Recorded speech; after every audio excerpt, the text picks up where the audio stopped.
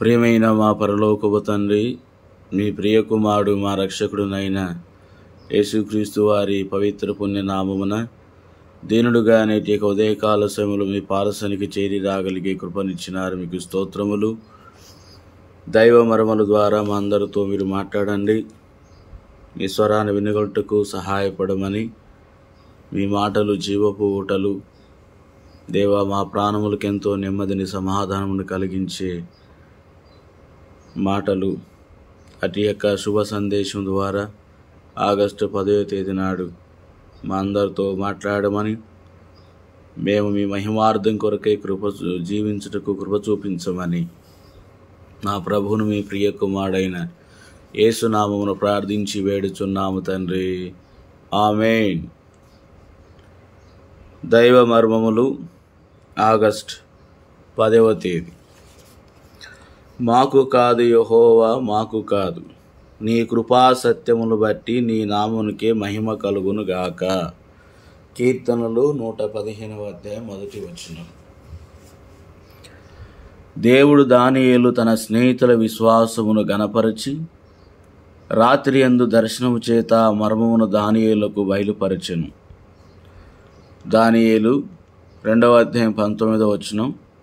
వెంటనే దానియేలు రాజు యొద్దకు వెళ్ళి ఆ కళ దాని భావము చెప్పి ఉండవచ్చును.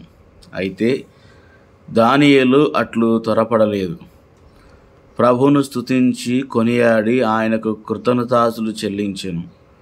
ఆయన ప్రార్థనలో దీనిని చూడగలము.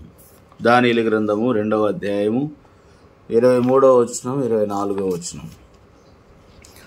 మనం అనేక మార్లు ఇక్కడ పొరపడుచున్నాము. ప్రభు మనకేదైనాను బయలుపరిచినప్పుడు ఆయనకు కృతజ్ఞతాస్తుతులు చెల్లించుటకు మర్చిపోయేదం.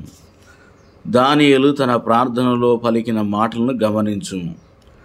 మేము అడిగిన ఈ సంగతి ఇప్పుడు నీవు తెలియజేసితివి. 23వ వచనం.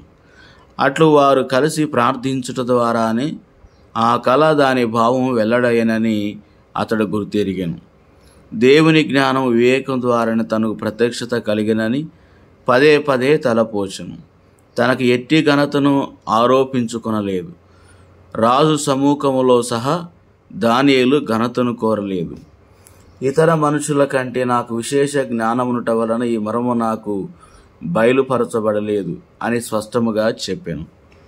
30వ వచనం. రాజు, నేను చూచిన కలను దాని భావం తెలియజెప్పుటకు నీకు సాధ్యమా అని దానియేలును అడగగా అతడు ఇట్లు ప్రత్యుత్తరం ఇచ్చెను. మర్మములను బయలుపరుచు దేవుడు పరలోకమందున్నాడు. 26వ వచనం, 29వ వచనములు. నీవు జయించువాడవుగా ఉండగోరినచో దేవుని మహిమను ఎన్నటికిని దొంగిలించవద్దు. అపోస్తలుడైన పౌలు, నేనేమై ఉన్నాను అది దేవుని కృపయే అని చెప్పాను. దేవుని కృప ద్వారానే తాను సమస్తము చేయగలనని అనేక మార్లు పలికాను. ఏ బోధకుడైనను ఉపదేశకుడైనను దైవజనుడైనను తనను తానే హెచ్చించుకొనిను లేక ఏ వ్యక్తినైనను హెచ్చించినను అందులో ఏదో తప్పిదము కలదని మనము తెలుసుకొని జాగ్రత్త పడవలెను. నీవు జయించువాడవుగా ఉండగోరునుచో నీవు ఎప్పుడునూ దాగి ఉండి ఇట్లు చెప్పవలెను, నేను కాదు, కేవలం ప్రభువే చేసెను.